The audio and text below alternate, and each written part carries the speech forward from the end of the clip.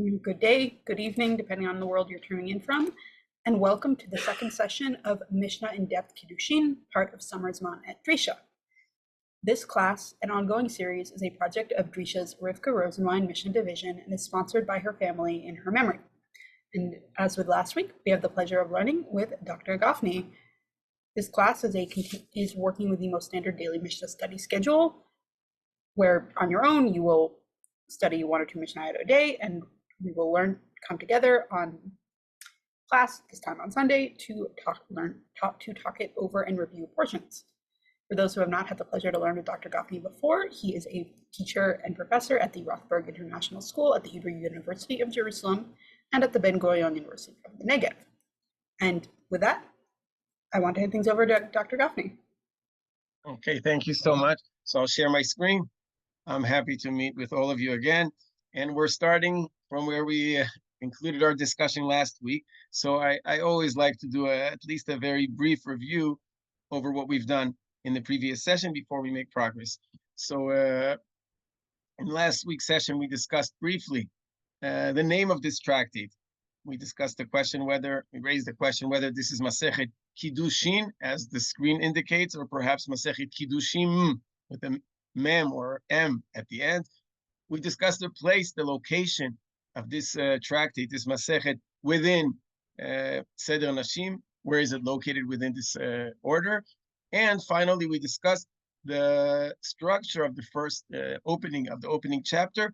And essentially, we raised the big question about the puzzling nature of the first chapter of this Masechet, of this tractate. We would expect that Masechet Kiddushin would be devoted and discuss at great length matters that involve getting married, Kiddushin. But we saw that it's only the first chapter of the first Mishnah of the entire chapter that actually discusses Kiddushin. This is what you see on the screen here. The Mishnah starts by saying, Ha'isha niknet b'shalosh drachim v'kona et atzma b'shtei drachim. So a woman is acquired in 3 ways and acquires herself in 2 ways.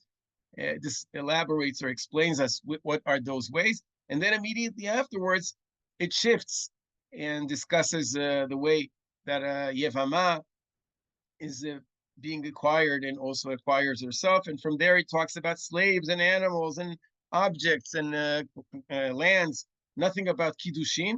And the second part of the chapter discusses issues that involve mitzvot, distinctions between males and females regarding mitzvot. So we were very troubled by this chapter, this opening chapter of Masechet Kiddushin, and we raised a few options. How did scholars address this? Whether this is just associative thinking, or perhaps there is something deep that we can learn about the nature of marriage from the fact that it's put within the context of kinyanim and also within the context of mitzvot.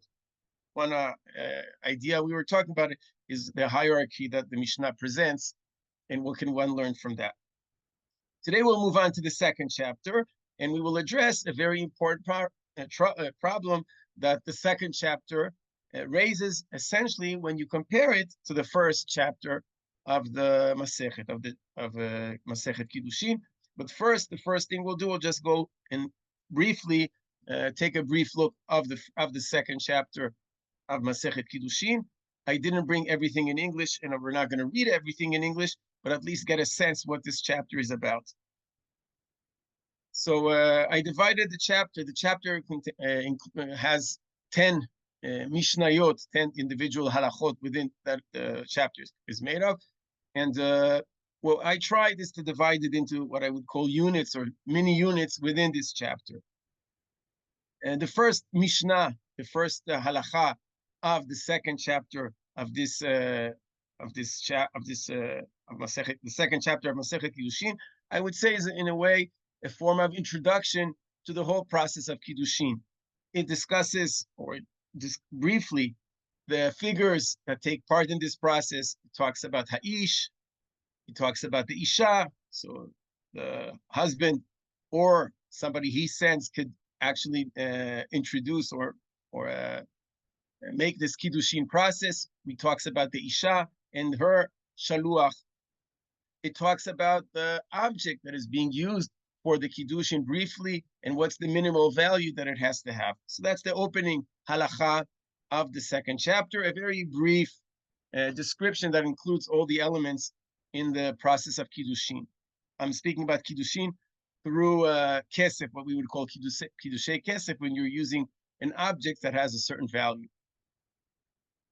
The second part, the second unit of the second chapter of this chapter, the second part of this chapter, the second unit of the second chapter includes, at least the way I see it, four mishnayot, four additional mishnayot. And if I would try to look for a common theme that ties them together, I would say it's perhaps misleading types of kiddushin, or maybe in plural, misleading kiddushins, when there are mistakes, misunderstandings that involve the kiddushin. It's not always clear if this is done deliberately or not deliberately, but misleading cases.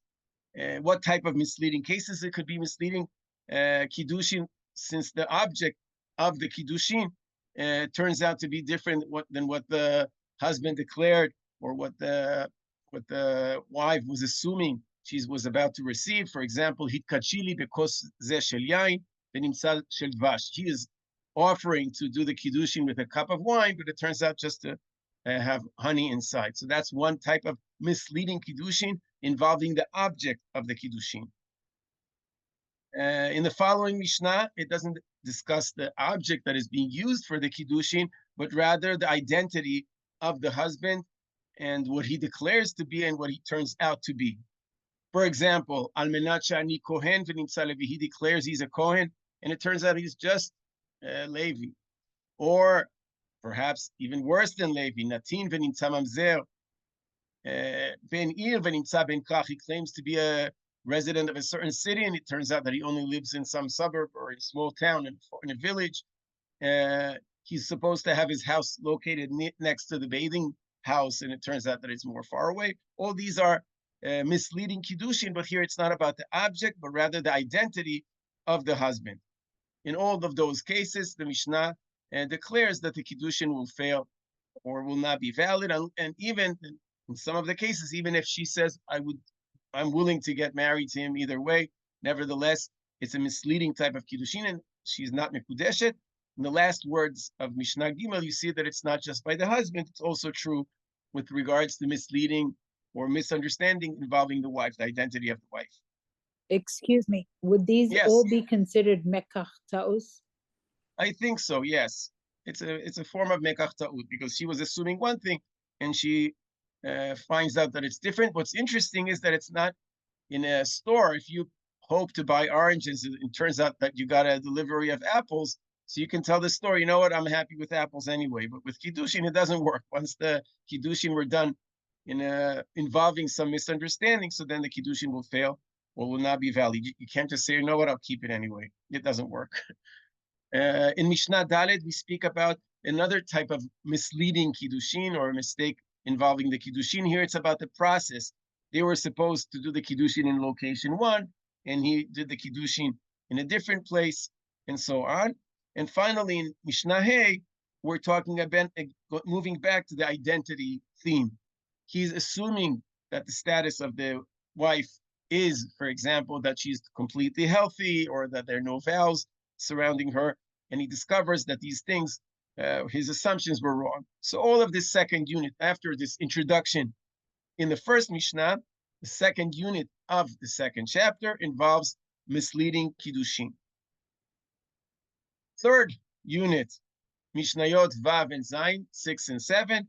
Here we're talking about somebody who's doing the kiddushin with multiple wives, or multiple, not just one female, more than one female. They will not turn to become his wives. We talk about shtei nashim, or isha uvita, isha v'achota, so whether two random females, or a mother with her daughter, or two sisters. So all of the common denominator of these two mishnayot is marrying multiple wives, or attempting to do the kiddushin with multiple wives. And finally, the last unit, here we move back to the object, and we discuss the ownership that is necessary over the object used for kiddushin, because some things that a person might be attempting to use for the kiddushin are not entirely his. and therefore they might not be valid, or they cannot be used for the purpose of doing the Kiddushin.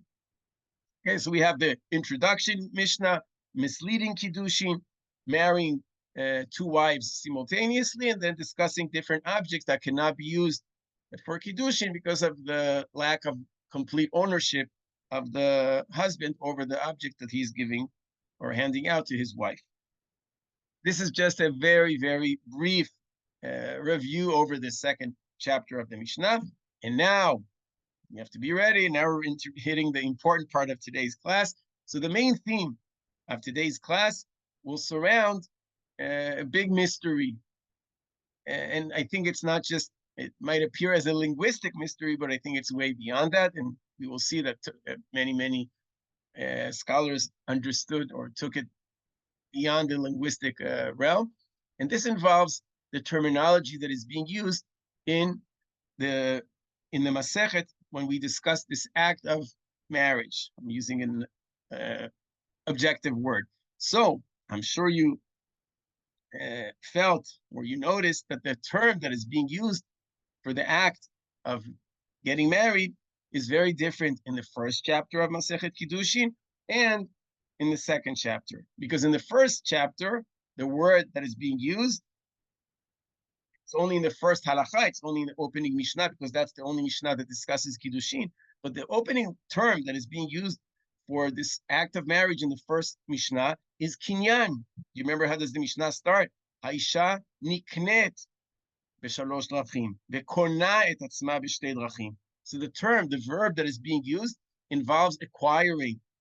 And starting from the second chapter, the term kinyan disappears.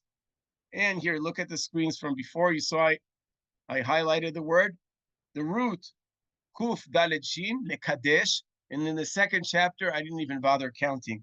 You see how many times the root appears? It's all about kiddushin. We don't speak anymore about kinyan. We speak about kiddushin. Ha'ish mekadesh, ha'isha mitkadeshet, hitkadshi li, mekudeshet, eina mekudeshet. Every possible form and type, but all involving or using the term lekadesh. And what we will try to see, it's all over. You see it throughout the chapter, and it never uses the root of kinyan, kuf nun hey. It's only kuf dalet shin. So the question we want to address today, the main theme of today's class will be, why does the Mishnah shift from using the word kinyan and starts adopting the term kiddushin? What stands behind this shift? What is the meaning? What is the significance of this type of shift from the opening section to the later sections in our Mishnah?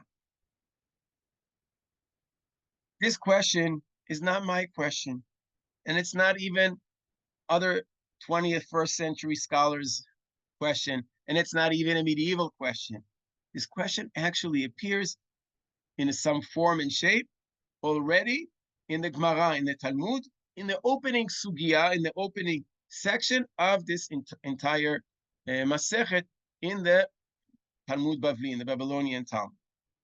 So let's see how does the Gemara address the question and try to see what can we learn from the way the Gemara addresses this problem. And after we will see the Gemara, we will try to see what can we make of it. What did later scholars do with this same dilemma in future years? So the Gemara starts by asking, here I did bring you both the text in the Aramaic, in the original Gemara in Aramaic. It's vocalized at least, but you have it in Aramaic, and also the English translation. And we'll try to understand what does the Gemara say. What does the Gemara say? So I'm reading it Aramaic, and if somebody wants to read the English for us, that would be great. I see Nathan. You want to do you'll do the English, I'll read the Hebrew, you'll do the English. So we'll share the work. So the Gemara starts by asking, the Talmud starts by asking, this is on the opening Mishnah, opening halakha of the Masechet. Ma ishna hacha detani haisha niknet, ma ishna hatam detani haish mekadesh. English. Why is it different here in that it states a woman is acquired, niknet, and elsewhere it teaches a man betroths, mekadesh? Right, so why did we shift from the woman being niknet, and here the emphasis is on the root kana, to ha'ish mekadesh, using a different root. So what does the Gemara, what does the Talmud answer? So this is just the beginning of the sugya. We're not going to do the entire sugya. The sugya starts by saying, Mishum de kaba'i lemitnei kesef. We're about to learn that one of the ways, one of the roots that Kiddushin are being done is also through kesef, through handing out some money or something valuable to the Isha. The kesef menan, and how do we know that this is a way of doing Kiddushin? Gamar kicha kicha misde efron. Ktiv hacha ki kach ish isha, uktiv hatam natati kesef hasade kach mimeni. I'll say it in my words. Yeah, you want to read the English, and then I'll explain it if anything is necessary. So what does the Gemara answer? Yeah. Because he wishes to teach money. From where is it derived, that money? He derives it by connecting taking with the taking from the fields of Ephron. Here it is written, when a man takes a wife, while it is written there, I will give you money for the field, take it from me. Okay, so far what did we say? We said that the way that the husband does the Kiddushin is through money or something valuable, and the word and the idea that this is the way, this is the form of doing the Kiddushin is learned through the root kicha, from another place in the Bible where we see that the root, it says by marriage, ki yikach ish isha, the person takes his wife, and when a man takes a wife, and elsewhere we use the same root, lakachat, using and in the context of handing in money, and therefore we learn that ki yikach is also done through money. But the next step, vekicha ikre kinyan, and we know that the root of taking is always associated with kinyan. דכתיב השדה אשר קנה אברהם, הנה משדות בכסף יקנו, תניא האישה נקנית. So complete the text. And taking is called acquisition, for it is written, the field which Abraham acquired. Okay, so far what does the Talmud say? The Talmud says the reason why the opening Mishnah used the term niknet, because it involves the source from which we learn that money is being used for the act of Kiddushin. It's being learned from another text that uses the word lakachat, and also it's associated with the root liknot, and that's why we learn it. We use the term kinyan also by us. So then the Talmud goes on, and we'll just do two more lines. So the Talmud asks, "Oh, great! If kinyan is a good possibility, or a reasonable possibility for describing this act of marriage, so why not be consistent with this term throughout the tractate?" The Talmud asks in the following line, so therefore, why not continue with this idea throughout, even in the second chapter, say ha'ish koneh rather than ha'ish mekadesh, then let him teach there, meaning in the second chapter, a man acquires, ha'ish koneh, why then shift later on to Kiddushin? Answers the Talmud, now you'll do the English, mi'ikara tani lishne de oraita, ulevasof tani lishna de rabanan. He, the Tana, first taught biblical language, subsequently the rabbinic language. All right, so first you use the language that is common within scripture, which is kana, and later on we shifted to something that is more a later formulation that is common in rabbinic language, which is Kiddushin. And why is umay lishna de rabanan, and what stands behind that term? The asar la akule alma kehekdesh. And what is the meaning of the biblical language? That he, the husband, prohibits her to all other men like hektish. So I think it should be here, what's the meaning of the rabbinic language? My lishna de rabanan, it's not the biblical. What's the meaning of the rabbinic language of Kiddushin? And that is that the husband turns his wife as a form of hekdesh, something that is not accessible to others. So I want to summarize. What does the Talmud say here? I think when you read this brief passage in the Talmud, you see that the Talmud is using, I would say, two important principles or elements in order to understand the shift from the language of Kinyan to the language of Kiddushin. In the beginning, in the opening section, the first element, the Talmud involves or explains the usage of Kinyan because of the context of the Mishnah, the theme the Mishnah discusses. If we're speaking about money, it would make more sense to use the word kinyan. So it's something that is determined by the context of the Mishnah. But later on, when the Talmud is still puzzled because why not use kinyan systematically? So then the Talmud introduces a new way of thinking. It's not just about the context that determines the way we speak. It also involves some chronological development. There's also a time factor that plays a role here. The opening passage of the Mishnah uses the term kinyan because that's biblical language. That's the language scripture uses. And later on, we move on and we speak about a more modern type of language, which is Kiddushin. So the Talmud here addresses this question, the gap between the terms being used in the opening chapter, kinyan, and the second chapter, Kiddushin, in two different ways. One, it's theme related, or it has to do with the context or the theme the Mishnah is discussing. And perhaps the first Mishnah, speaking about money, it was more fitting to use the word kinyan. And later on, we speak about a chronological development that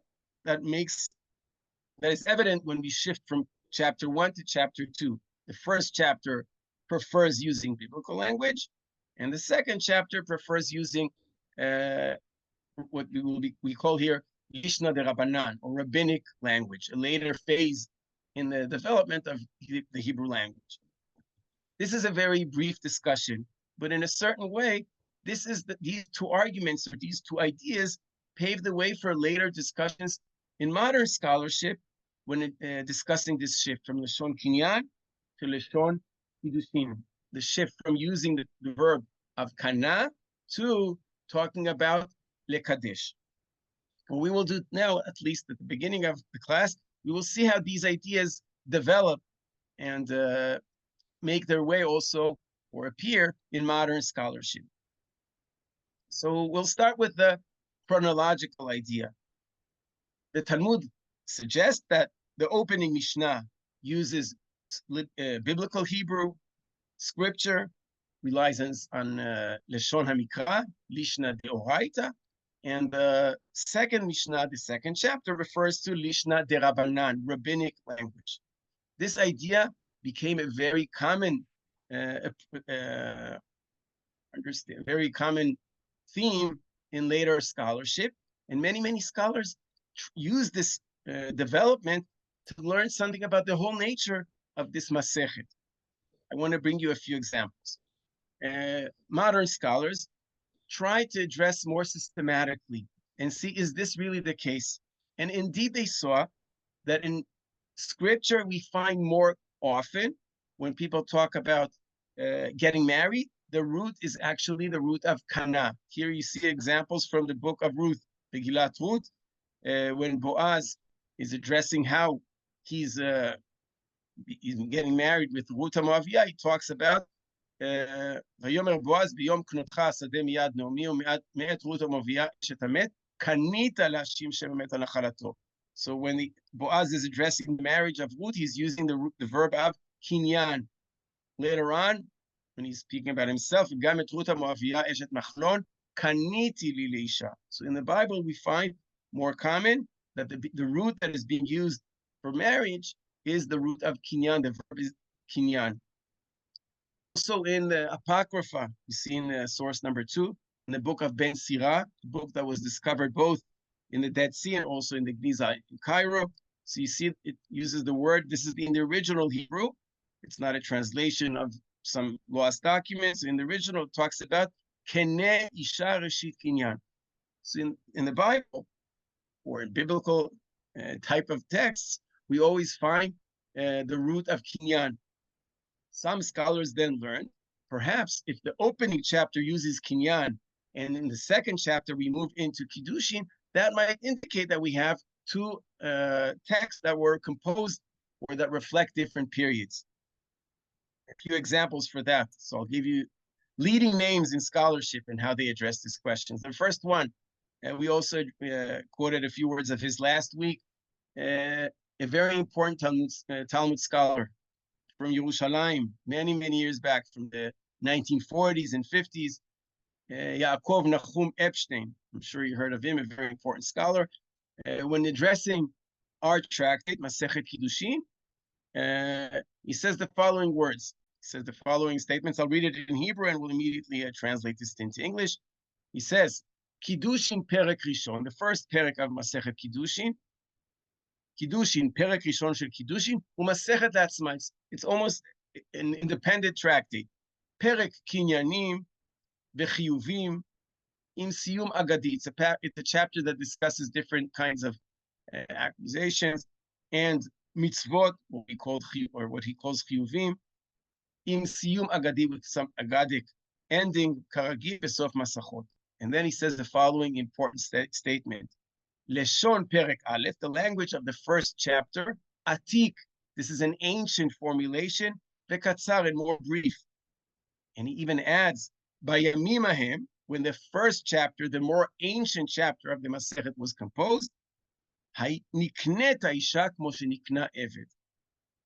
What he's suggesting is that earlier, more ancient parts of the tractates are still relying on or still using biblical terminology. And that's why in the opening chapter, we still use the form of kinyan. Later on, in chapter 2, when we are making progress historically, so then the Mishnah already is familiar with the later terminology for Kiddushin, which is essentially lekadesh rather than liknot. See, so he's using the Talmudic idea, mi'ikara lishna deoraita, and later on lishna derabanan, but he's making a much more general statement. That would mean that Masechet Kiddushin is basically a combination of more ancient and more modern type sections. The opening chapter is more ancient, and the later section is a little bit more modern. What's interesting about what he's saying, and we will see this become more and more clear later on, that he's saying it's not just a linguistic idea. It's not just that the first chapter is using the root that is being used in the Bible, and later on, people are using a verb or a root that is used in rabbinic literature. I think he's already implying that something about the nature of marriage changed in the course of history. Because if the earlier texts are using the term liknot, they probably perceive marriage in a very primitive manner, I would say. The wife is owned by her husband, just like a slave might be owned by his owner. So a more primitive notion of Kiddushin of marriage was that the wife is owned by the husband. That's what the first chapter reveals.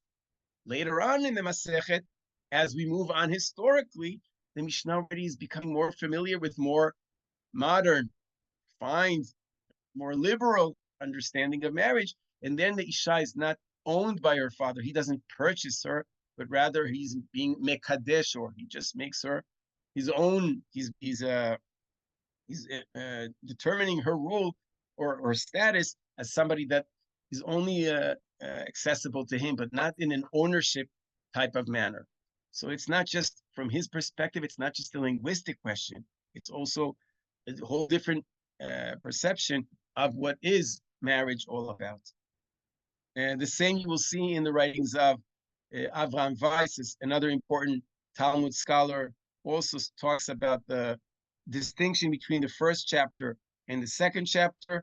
And when he talks about the first chapter, he says, Bazman hahu, I'm just reading the bold letters, the bold words, Bazman hahu, adayin ishtamshu lekiddushin b'lashon kinyan. So this is a chronological development. The first chapter is not just using biblical language, but it also reveals a very primitive or very ancient conception of marriage. Back then, what the first chapter reveals, is this primitive approach of marriage as something that is associated with purchasing something. Second chapter, on the other hand, is already more progressive. It's talking about Kiddushin. Finally, one last source that follows the same type of line of thinking, and this is already a 21st century text by a scholar from I think in maybe Bar Ilan University in Israel, and he wrote a book called Zachar uNekeva Bra'ah. This is a quotation from Sefer Bereshit, from Parashat Bereshit, and the book is devoted to the theme of Nisuim b'shilhei yemei habayit hasheni u'betkufat haMishnah v'haTalmud. It's devoted to the theme of marriage at the end of Second Temple period, and mainly in the time of Mishnah and Talmud. When he addresses the difference between the first chapter and the second chapter of Tractate Kiddushin, he says, I'll read it in Hebrew and immediately translate this to English so nobody feels left out. So he says the following words, Al pi hasber zeh, following my idea that he said before, yesh litlot, one is supposed to attribute את ההבדל, the difference, שבין לשונה של המשנה בפרק הראשון של מסכת קידושין. One should explain or attribute the difference between the language of the first chapter of Masechet Kiddushin ללשונה בפרק השני, to its language in the second chapter, בשינוי תרבותי, there's some cultural difference that must have took place back then. I'm skipping. אם בתקופה קדומה, if in more ancient periods, נתפסה האישה כאובייקט, if in earlier periods people viewed one's wife as an object, שהבעל קונה אותו, that the Baal purchases, בנישואים, הרי בתקופה מאוחרת, in a later period, נשתנתה התפיסה החברתית, the social understanding of marriage completely changed, והיא הוכרה כסובייקט העומד מצד עצמו. Now the wife has her own status. She's not just an object that somebody sells or purchases, but now she's has her own role or her own status, and she's not just an object that is being transferred from one hand to another. So what the Talmud was addressing only from a linguistic perspective, all of these scholars try to explain also historically and as something that reveals a whole different conception of marriage. And from this perspective, the first chapter of Tractate Kiddushin is more ancient, more primitive. The second chapter of Kiddushin reveals a more revised, liberal, progressive understanding of Kiddushin. This is one way of addressing the difference between these two terminologies. That was this approach is rooted in the words of the Talmud, but as you see, it's being elaborated and developed in later scholarship. It's very tempting and it's very appealing for modern ears to talk about this type of development, but there are all sorts of problems with this theory that some scholars raised. What type of problems? So it seems in our Masechet, in our tractate, it seems that we're dealing with two independent terms or two alternative terms. Sometimes we use kinyan and sometimes we use kiddushin. However, later scholars showed that this is not really the case in all ancient sources, because sometimes in rabbinic literature, in ancient sources, whether it's the Mishnah or the Tosefta, we see something very interesting. Look, for example, in the Tosefta, this first source you see on the slide, in Masechet Yevamot. Does anybody want to read? Hebrew. We don't even need to address the content so much, but at least see the words and tell me why is this significant. What does it say here? Who wants to read? Number one. I'll read. כשם שקידושין אין קונים באישה אלא מידת שניהם. Excellent. So first we'll translate. Kiddushin are not valid unless it's done with the acceptance or al dat two parties. They why agree. Is this text so significant for our discussion? That a woman has to agree to it. She can't be forced. But in terms of the terminology, why is this a significant source? It's Mekadesh. It starts by Kiddushin. It has both. It has both. So it's hard to say. Some later scholars said it's very hard to talk about earlier understandings of marriage and later understanding of marriage and argue that the first chapter is an ancient conception and the second chapter is a more revised, progressive, liberal type of understanding, because in some cases we find that the terms switch within the same halacha. It starts by Kiddushin and it could end with Kinyan. So how would we explain such things? Also in the second example we have here, this is talking about a mistake in the Kiddushin. Hamekadesh beta'ut, somebody is mistakenly doing the Kiddush. Bepachot mishve pruta, less than the minimum value. Katan shekidesh, if the male is too young for doing Kiddushin. Eina mekudeshet. Ve'im ba'al kana. So here too, the halacha starts with which term? It started with which verb? Mekudeshet. Mekudash, right? And then it moves on to Kone. kana. So some scholars then argue we can't just talk about earlier sources, later sources, earlier understandings of the type of the nature of marriage and later, because we see these terms, these roots can, switch even within one halakha. Furthermore, and this is really amazing, other scholars pointed out that the same halakha we have in the opening chapter of Masechet Kiddushin, Ha'isha niknet b'shalosh drachim v'kona et atzma b'shtei drachim, the same halakha also appears in another tractate of the Mishnah, a tractate that you haven't learned the Drisha yet. It's only in Nezikin. It's only going to be about a year and a half ago from now, I suppose. That's in Tractate Eduyot. In the opening Mishnah that we have in Kiddushin, Ha'isha niknet b'shalosh drachim v'kona et atzma b'shtei drachim. So you remember the Mishnah addresses how this Kiddushin take place, and it also emphasizes what's the minimal value of that money. Bet Shammai says it has to be dinar. Bet Hillel says it's pruta. The same halacha appears in Masechet Eduyot, in the order of Nezikin. And what do we see there? Ha'isha mitkadeshet bedinar u'beshave dinar kedivrei Bet Shammai u'bet Hillel omrim bepruta u'beshave pruta. The same precise halacha that we have in Kiddushin with the term liknot, kinyan, that Debbie you saw before, right? You emphasized here the root kinyan. So what do we have in Masechet Eduyot? Masechet Eduyot, the same halacha, the same content, but what verb is being used? What do we have here in Eduyot? Kiddushin, right? So it's very hard to make such a clear-cut statement and say earlier notions, later notions, because the verbs switch. And even the same halacha, the same precise law, could appear in different forms in different masechtos. So what are we going to say now?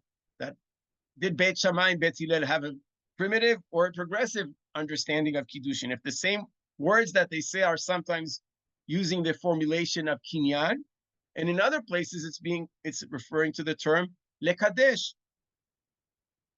So it's like interchangeable.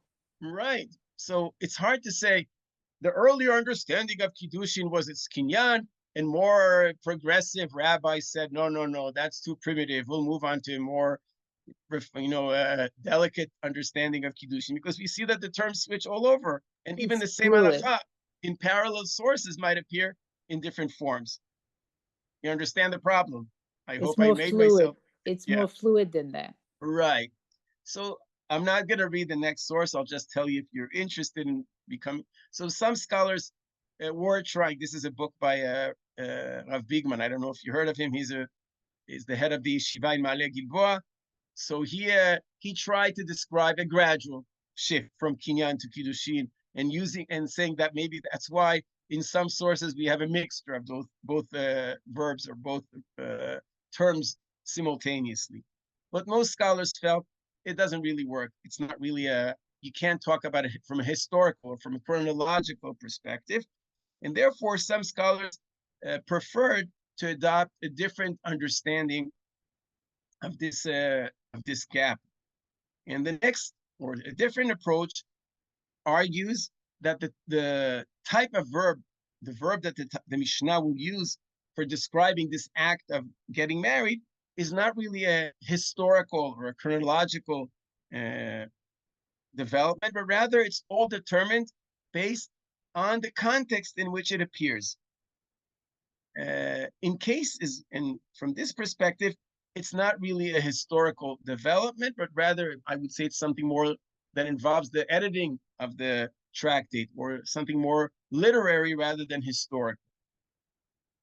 For example, Hanoch Albeck, one of the most important modern interpreters or commentaries on the Mishnah.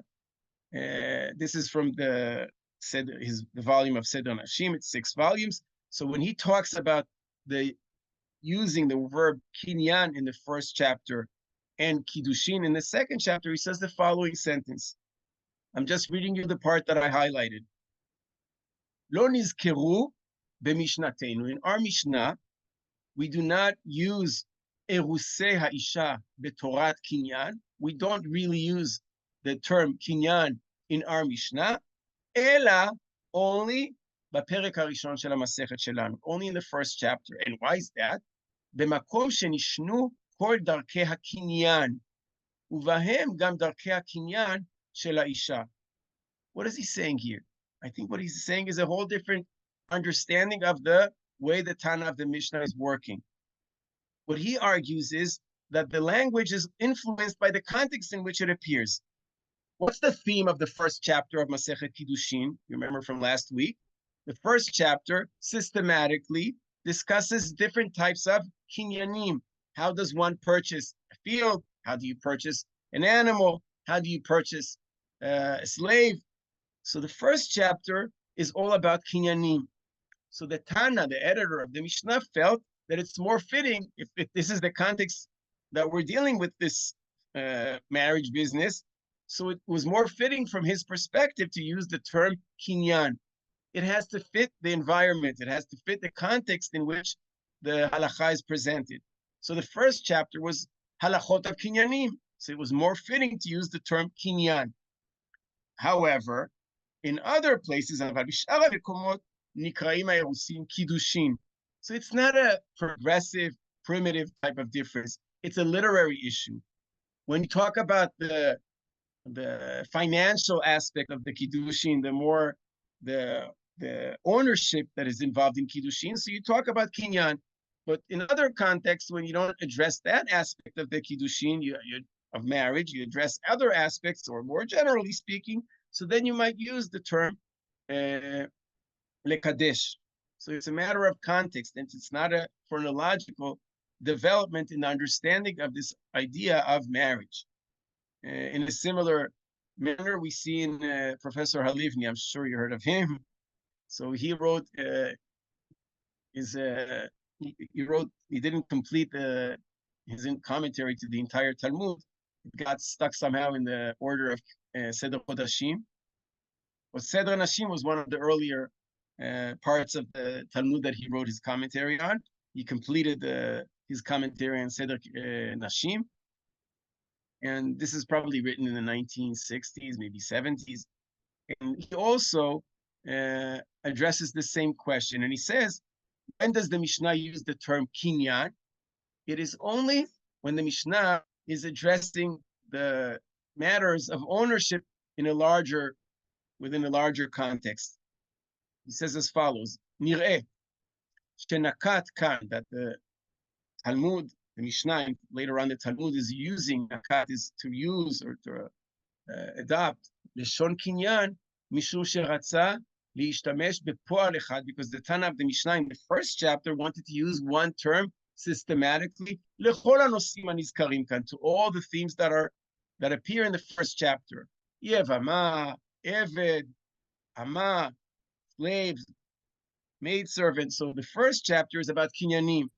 So it wouldn't use a different verb or a different form for each type of accusation or acquiring something. So that's why, or of purchasing something. So in the first chapter, it prefers to use the term kinyan. Shemazkir isha levad, when it only addresses marriage, not within the context of other types of purchases, halashon tamid kiddushin. So here we have two different approaches. The first approach we discussed is a chronological development.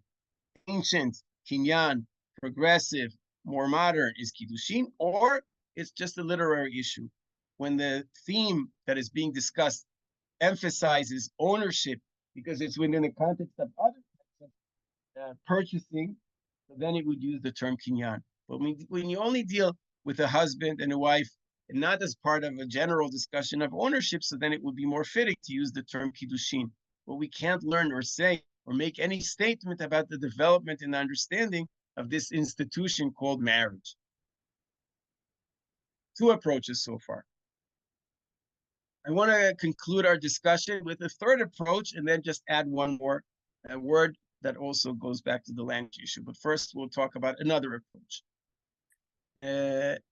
Did you learn Masechet Gitin recently? I think you did, right? Kyla, you did Gitin already. That was about a month ago or so, right? No, even a little bit more. So ended 2 weeks ago. 2 weeks ago. Yeah, okay. So the last Mishnah, I think it's the last Mishnah of Masechet Gitin, says the following words. I'll read it in Hebrew, and then I'm happy for anybody to volunteer reading the English translation for us.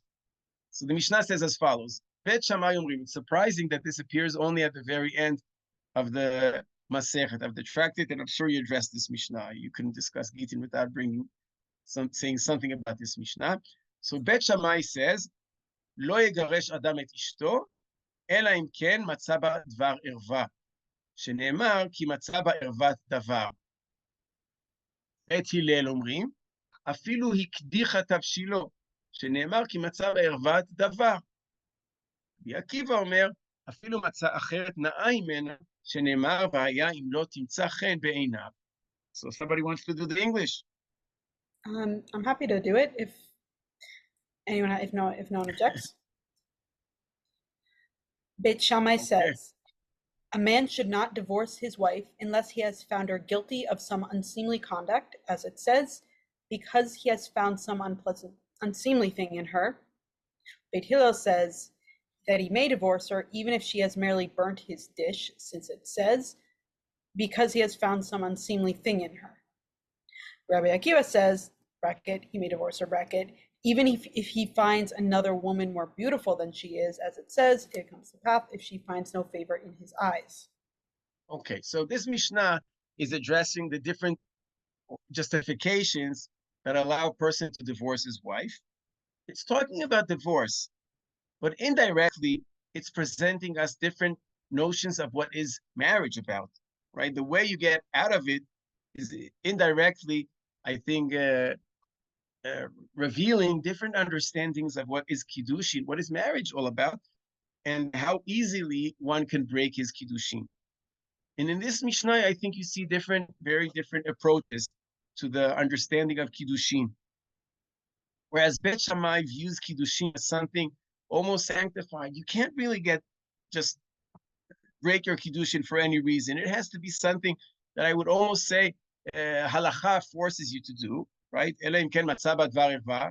Right? Only if halacha really forces you to divorce your wife. Other than that, you have to stay with her for good. Bet Hillel is maybe somewhere in between. He says you can find any reasonable justification, and Rabbi Akiva says it doesn't matter. You don't have to justify anything. It's all a matter of choice. And you choose if you feel you're not attracted to her anymore because you find somebody more beautiful. That's a legitimate justification for getting married. So these are different approaches of what marriage is about. Some scholars argue, perhaps when we find different terms being used for the act of marriage, kinyan versus kiddushin, it's not a historical development. It's not a chronological development. And it's not a matter of context, in which context does the Mishnah use, but perhaps this is a reflection of different perspectives of what is Kiddushin. Maybe different sages, different Tanaim, had different views how they prefer to think of marriage. You want to give me ideas? So what does kinyan sound to you like, and which perspective is that revealing more, and what is the Kiddushin?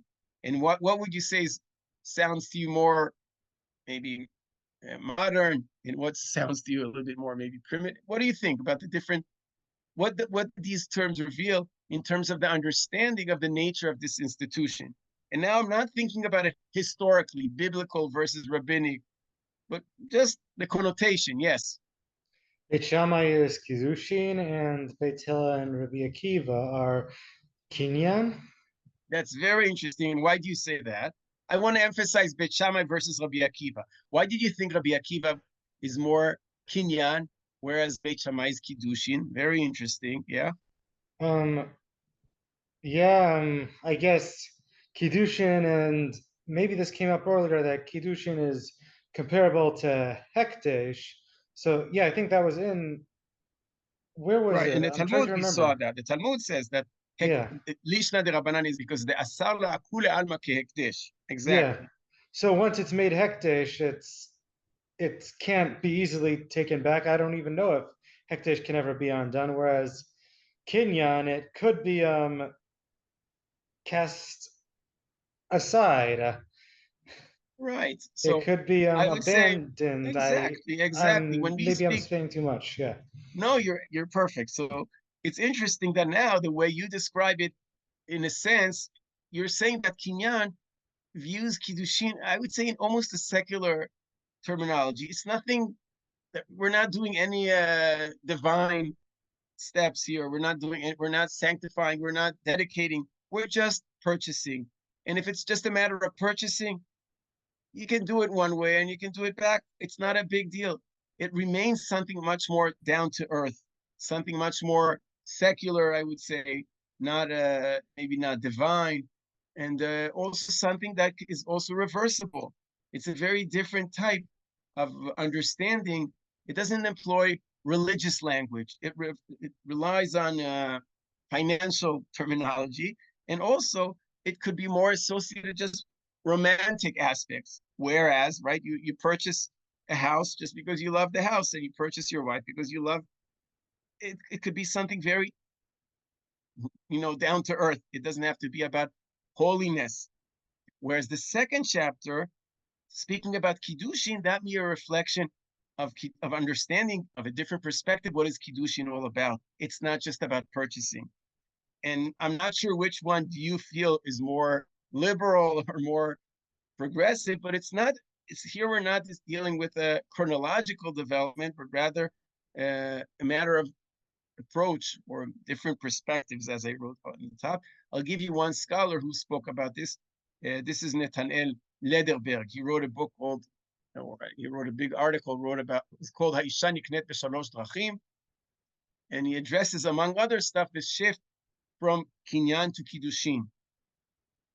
And he says the following words: Arichat Perek HaMishnah, the editing of the Perek of the Mishnah, Madgisha, the first chapter of Tractate Kiddushin, Madgisha et התפיסה של קידושי אישה כדומים, as if it's similar, לשאר ענייני הקניינים. So the first chapter is emphasizing the kinyan element of the Kiddushin. And he asks, Madua Tana chash להתנסח? Why does the Tana feel the need of formulating Kiddushin במינוח חדש, הלקוח מהקשר קנייני? Why is the Tana referring to this term of kinyan that is not the only one? And he says, my following words are just a possibility. And what's the possibility he's raising? He says, he thinks that defining Kiddushin as kinyan is a way of talking about it as a civil, ezrachi type of contract, as something that is rooted in bchira. What is bchira? Ma'arechet bchirit. Bchira is a matter of Choice. Of choice, of human choice, right? It's not about divine. You're making your decision. It's a civil contract, and it's based on re'ut ve'ahava. It's just about love and feeling close to somebody. It's not putting into it this whole way of theology and religion, and it's a very technical thing. And what he argues is that the first chapter is reflecting this type of approach to marriage, and he argues, as Nathan, as you were saying, Natan, you were saying before, this is what he argues is the approach of Rabbi Akiva. You see, this is Shitat Rabbi Akiva. Very good guess. Or you see, he feels that this is what Rabbi Akiva is talking when he talks about Girushin. He's thinking about it in a very earthly way. It's just a matter of a contract. It's a contract. Whereas second chapter, maybe the more prevailing term being used in Chazal, that it's Kiddushin. It's much more than that. And if it's much more than that, maybe it's also something that cannot be torn so easily. So even if it doesn't affect us halachically, it might reveal different perspectives of the idea of Kiddushin. I want to summarize what we saw so far in one brief more comment, and we're done. Our main theme today was the shift from Kinyan to Kiddushin. First, last week we spoke about the first chapter was only about Kinyani, but today what we were trying to discuss, something more broad, not particular halachot, but a big shift from the first chapter to the second chapter, Kinyan versus Kiddushin. And we presented three possibilities how to address that. The first two were somewhat grounded in the Talmud's discussion, and the last option is something that we introduced ourselves. The first two options involve either a chronological development from a primitive notion of kinyan to a more advanced, progressive understanding of this as a kiddushin. That's one understanding. The Talmud speaks about it from a linguistic perspective, but scholars take it also and say that this is a cultural change. Is the wife just owned by her husband, or it's something much more? She's not just an object, and there's an act of kiddushin. That's one approach, progressive versus ancient. Another option, we said, it's all determined by the context. If the context of the chapter is about purchasing, so you will use kinyan. If it's only speaking about a husband and wife, we can use kiddushin. And the third approach, it's a matter of perspective. Each sage has his own understanding, and in different chapters of the Mishnah, we might find different understandings of this conception. We find the different understandings of marriage in the last Mishnah of Gittin as an example, but it might be reflected in different terms the Mishnah uses. This is these are the main explanations I wanted to introduce, but I would just want to end up with one more thing, and it's a linguistic footnote, but might be relevant here too. We often think that lekadesh or kiddushin is a Hebrew word because the root kadosh or lekadesh is commonly found in the Tanakh, and people often associate it with hekdesh or something that it becomes holy. Some scholars, on the other hand, this is a book by Satlo, Michael L. Satlo, Jewish Marriage in Antiquity. So he argues that the root of kiddushin is actually not a Hebrew word, that it's a Greek term, and it has a slightly different meaning that the rabbis used because it met their understandings of the concept of kiddushin. Does anybody want to read? Last page for today. I'd like to. The rabbinic use of the term kiddushin as a synonym for betrothal might have originated as a foreign loanword. The word may have been derived from the Greek term ekdosis, one of the standard terms for the handing over of the bride by her father to her husband. One can imagine the attractiveness of such an assimilation. The rabbis or their immediate precursors would have read the root of the Greek word as kuf daled sin, known Hebrew word, lekadesh, then would become the Hebrew verb meaning to cause an ekdosis. There are lexical problems with this suggestion, and the proof is lacking. Would it at least explain how our root, kuf daled shin, had a clear semantic field that should not include marriage took on this meaning? The fact that the rabbinic legal understanding of the betrothal, though, is very much like the Greek one of ekdosis, lends support to this suggestion. Okay, so there's great scholarship on this issue, whether lekadesh isha is connected to the word kadosh. If it's not, as this scholar suggests, so we might have to rethink some of the stuff we said before. It might give us some different understandings. It might be also earlier and more later type of language, but not necessarily a different understanding of what the concept of kiddushin is all about. Maybe in earlier sources they use biblical Hebrew, and once they become assimilated with Hellenistic culture, they use a more popular term that is being used in later cultures. We spoke about two words today, kana and ekdesh, but look how much stands behind this choice of words. So much we can learn about the nature of marriage and about the way that our Mishnah was edited or composed, edited, and transmitted later on. And that's all for today. Kyla, back to you. All right. Thank you. Thank you, Dr. Gafni. Thank you, everyone who came today and learned with us. Thank you for joining us on this journey through Mishnah. Take care, everyone, and have a good evening. Pleasure. Bye-bye.